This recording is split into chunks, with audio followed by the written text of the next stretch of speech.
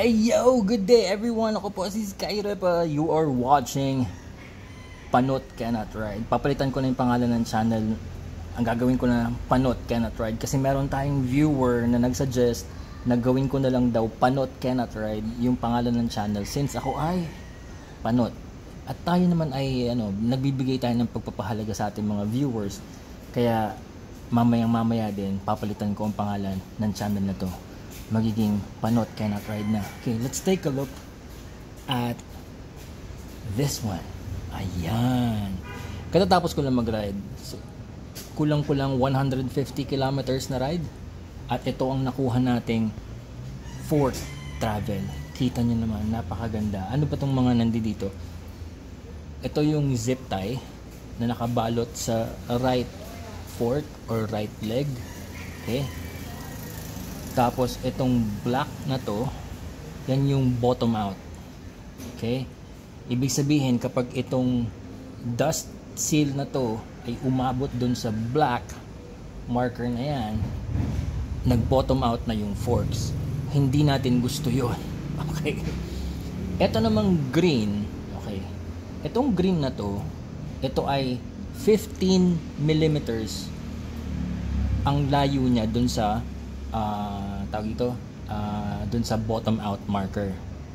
Yung 15 millimeters na yan yung zone kung saan makikita mo na ma-maximize mo yung suspension travel. Ibig sabihin, okay yung setup ng suspension.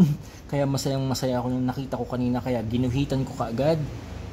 Ito ginagawa ko lang ng video. Ito yung gusto nating makita sa performance ng suspension ng ating motor. Dito muna tayo mag-focus sa forks. So, ayaw natin na nagbo-bottom out, pero ayaw din naman natin na hanggang dito lang yung travel, kaunti lang. Ibig sabihin, hindi siya maganda ang setup para sa atin. Ngayon, itong ganitong klaseng performance, optimized siya na ma-maximize ko yung kanyang potential. Kasi nandun ako sa zone na malapit na sa bottom out pero hindi ako nag-bottom out. Sa tingin ko ito kanina yung nagulat ako dun sa isang corner. Hindi, kasi dalawang corner nagulat ako. Kasi may biglang mabilis yung parang umarangkada yung kasalubong ko. So, nag-hard braking ako ng konti while leaned over. So, tinayo ko yung motor tapos hard brake.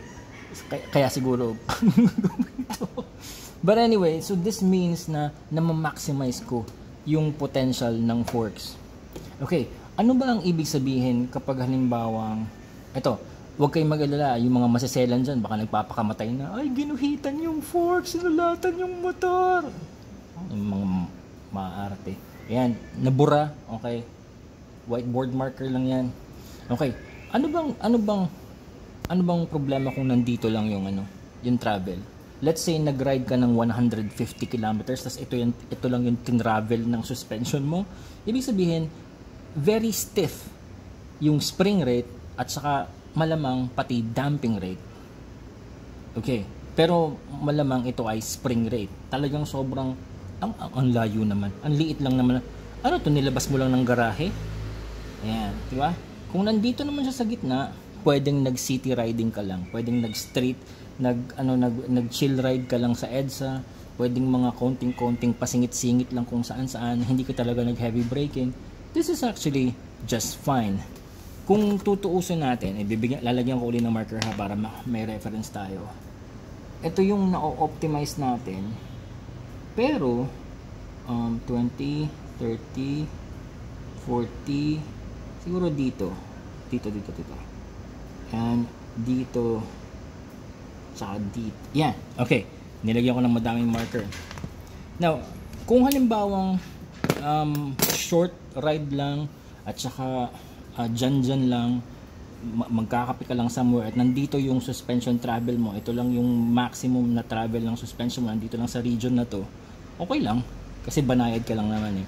Now, kung sakasakaling nagbiyahe ka ng 100 plus kilometers, tapos medyo magtaka ka ng konti kasi parang bakit ang tigas ng response ng fork travel. Siguro pag lampas 100 kilometers at lampas isang oras ka na nagra-ride, dapat sana nandito man lang sa tatlong green na to. Yan, either dyan, dyan, or dyan. Oh, yun, magic, nawala, magic. Dyan man lang.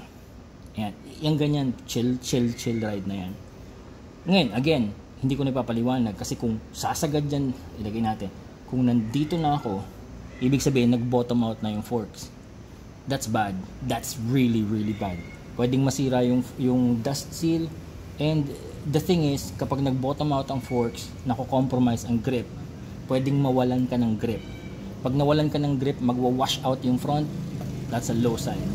Ngayon, kung nandito na yan, ibig sabihin, nabasag na yung stop flange dito ng bottom out.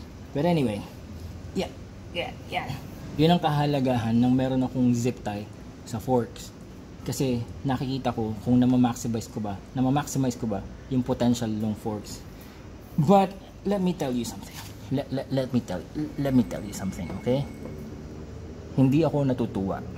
Actually, okay, natutuwa ako na na-maximize ko. Pero hindi ako natutuwa for CF Moto dahil alam niyo kung bakit? Etong fork na to, wala naman tong adjustability eh. Ibig sabihin ito, na tsambahan lamang at swinwerte ako na yung spring rate nito at yung kanyang damping rate ay tumugma sa riding weight ko. Okay? Kasi ganun yun eh. Ngayon, kung ang magra-ride nito ay mas magaan sa akin, malamang hindi niya ma-maximize yung suspension travel kasi sobrang niyang gaan. Ngayon, kung sobrang bigat sa akin yung magra-ride nito, ma-maximize na yan, malalampasan niya yung optimum travel, mabobottom out niya palagi yan.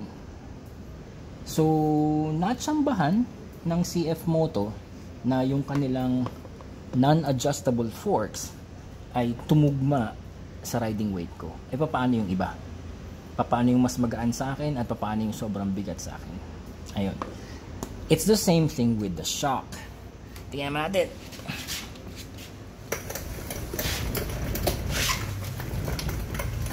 Charan. Actually, medyo mahirap-hirap. Kita niyo ba? Tuturo ko na lang ha. Okay. Yung shock natin, okay. Yung shock natin ito, kung makikita niyo, meron siyang rubber damper. Okay? Or bump stop. Okay, wait lang, hindi nyo makita. Wait lang. Baka sabihin nyo, nagagawa-gawaan lang ako eh. Kita nyo itong rubber na to. Sa iba, orange yan. Sa iba, dilaw o puti. Basta merong, yung shaft ng inyong shock ay merong rubber. Yun ay bump stop or rubber damper. Pero mas, ang tawag ko talaga doon is bump stop.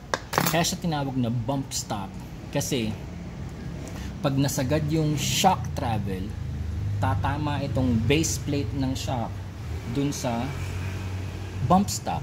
So, pipigilan nitong rubber na to yung pag-bottom out ng shock. Kasi may space pa dun. Now, according to the lessons na natutunan ko kay Dave Moss sa suspension tuning, ang ideal shock travel natin, yung optimized travel, is 2 millimeters away from the bump stop. Ganun lang siya kaliit. Yan, 2 millimeters.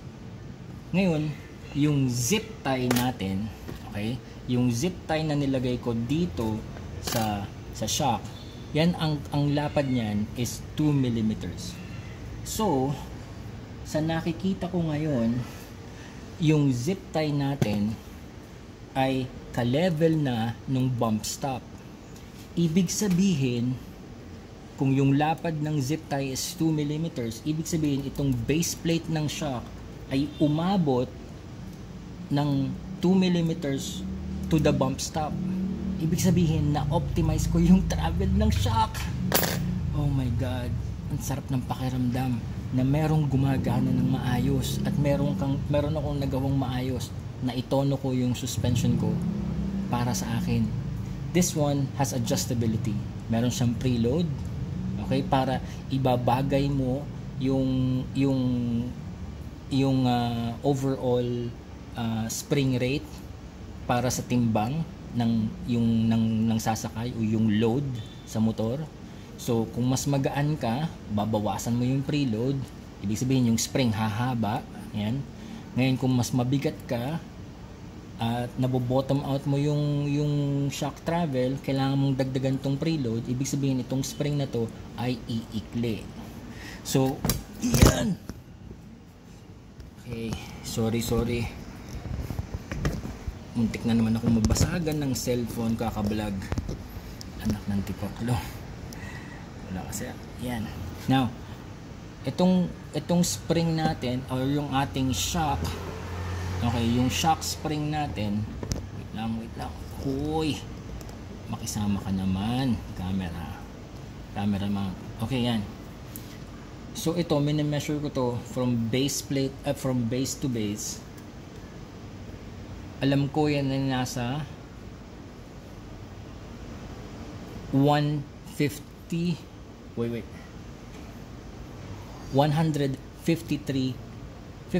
millimeters. Ito, ang preload nito ay 1 millimeter preload. So, sobrang katiting lang ng preload ko na para sa timbang ko. 1 millimeter lang ang preload nito. Meron akong spring length na 153 mm. Ngayon, nung ako ay mas mataba pa at mas mabigat, ang aking preload na ginagamit ay 5 millimeters. So yung 5 millimeters na yun, ipapasok yun dito. Yung spring ngayon ay mako-compress, iikli ngayon siya dun sa measurement mo. Okay? Yun yung ginagawa kong pang measure. So ito ngayong setup ng preload na to, ito ay dahil tagumpay ang aking fasting. Ang aking intermittent fasting, nakapagpapayat ako. So just for reference, itong preload na to na ginagamit ko na 1 mm lang yung preload ko, ang riding weight ko ay 77 kilograms. Bale ako ay 70 kilograms, tapos yung full gear ko ay 7 kilograms. Okay? So pag kinumpit nyo yung riding weight nyo, isasama nyo dapat yung inyong full gear. At hindi ko na kailangan sabihin kung bakit dapat kayong naka full gear kapag nag-ride. Okay? Kilala nyo na yung channel na to. Now, ang akin namang damping dito, ang sabi ng CF Moto, this is rebound adjuster. Pero sa pag-experiment namin ni Dave Moss, napatunayan namin na this also affects compression damping. So this is compression damping and rebound damping at the same time. Okay. Medyo problematic 'yun kasi pag inilagay ko yung rebound to the slowest rebound, ibig sabihin yung pagbalik ng spring ay mabagal lang. Ang compression naman niya ay sobrang mabagal din, sobrang tigas ng compression. Ngayon, kung gusto ko ng mas magandang compression na yung mas malambot yung compression para mas comfortable, ang rebound niya naman ay bibilis. So, malambot yung compression, mabilis yung rebound. Ayoko ng sobrang bilis ang rebound. Okay, so itong timpla na to, ito yung timpla para sa akin, sa yung gusto kong maging ride ng motor ko. Now, this damping adjuster, so ang tawag ko na dito is damping adjuster. This damping adjuster has 7 clicks. Okay? So, ngayon ako ay nasa first click. Ang gagawin ko muna is iikot ko muna sagad. Yan. Sagad ng clockwise. Clockwise clockwise. Okay? Ibabalik ko yan, marinig ko yung 1 click, yun yung setup ko. Meron siyang 2, 3, 4, 5, 6, 7, tapos, yan, max na uli siya. So, kung ikaw ay nasa 7 clicks from clockwise, diba? Tapos ibinalik mo ng counterclockwise na 7 clicks. Isang click kasi is half turn. So that's 3.5 turns. Itong 7 clicks na to, 7 clicks out ang tawag dyan. Ito, yung compression niya sobrang um, yung compression niya is mabilis o madaling makompress, okay, yung springs. Yung rebound niya pumipitik. Tingnan ko kung mapapansin niyo. Okay.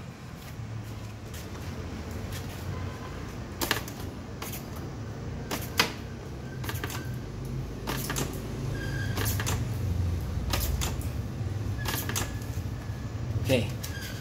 So medyo lumalamig na yung shock oil kasi kanina pa ako nakatigil, pero makikita nyo naman ganun yung pitik niya pag sobrang lambot ng compression at sobrang bilis ng rebound. So ibabalik ko siya sa setup ko. Okay, that's 6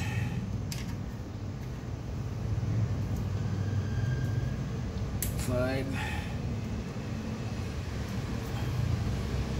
4 3 2 1. Ito yung setup ko. Nakita niyo naman kahit ruler lang ang gamit ko na i-adjust ko. So yan, mapupuri ko dyan ng CF Moto kasi dito sa 400NK napakadaling mag-adjust. Okay, ibobomba ko ulit, tingnan natin.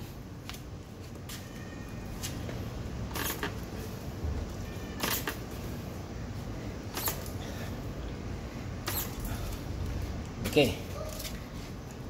Hindi mo siya agad mapapansin pero ramdam ko na mas lumalaban yung compression kasi hard yung compression, pero hindi na pumipitik yung rebound kasi slow na yung rebound.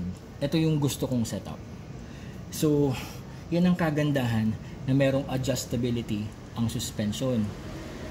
Dahil nung ginawa naman yung mga motor natin na manufacturer, hindi naman yan pwedeng babagayan sa lahat ng timbang ng tao. Hindi naman yan magic spring. So anyway, speaking of springs, meron tayong progressive springs at meron tayong linear springs. Sa ibang video na natin pag-usapan yan.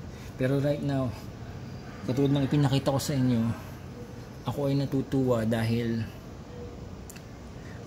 kahit pa paano yung sinet up ko na kahit pa paano yung sinet up ko suspension ni Octavia, kahit na ganyan lang yan, kahit na pitsuging Chinese bike lang yan at walang kwenta, di ba? Sobrang sarap. Naibagay ko sa timbang ko, sa style ko ng pag-ride, sa mga riding conditions na sinusuong ko, naibagay ko yung setup ng shop. At talagang sobrang swerte ko na tumugma sa akin yung forks na yun. And believe me, napakalaki ng epekto sa performance and safety ng suspension sa ride. Kasi napakalaki ng epekto niyan sa grip. At yung grip, it's the make or break sa pagra-ride. Kapag nawalan ka ng grip, you die. hindi dapat ang sasabihin ko, pero anyway. So ayan lang, gusto ko lang may share sa inyo, baka kung sakasakaling meron kayong ganitong klaseng motor, tapos pareho tayo ng riding weight, 70 kilograms yung tao plus 7 kilograms yung gear, so 77 kilograms. Ito yung setup ko. Hopefully kapulutan nyo ng kapakipakinabang just in case. Now siguro ito na lang bago ko tapusin tong video na to. Marami nagbibilihan ng mga bagong motor ngayon, ako I highly recommend na pagbili nyo ng motor nyo, kahit anong pa mang motor yan, kahit ano pa mang merong suspension yan, hanggat meron niyang adjustability features, bago nyo ilabas sa kasa, bago nyo iandar, i-first start, ipaset up nyo muna yung suspension nyo na nababagay sa inyong riding weight. Believe me, sa ibang bansa ginagawa yan. Dito lang sa Pilipinas ata hindi. Napakahalaga niyan. At hindi kayo sisingilin dyan, libre yan. At gagawin nila yan. Dapat alam nila yan. Dapat alam ng manufacturer, dapat alam ng kasa, dapat alam ng dealer na bago mo ilabas yung bago mong motor, dapat muna nilang iset up yung suspension to your riding weight. Hindi pwedeng hindi. Yun ang unang ginagawa pagkatanggap mo ng resibo, pagkabili mo ng motor mo. I will see you on the road and I will see you on the next video dito sa Panot Cannot Ride. sa Panot Cannot Ride. Have a good day everyone.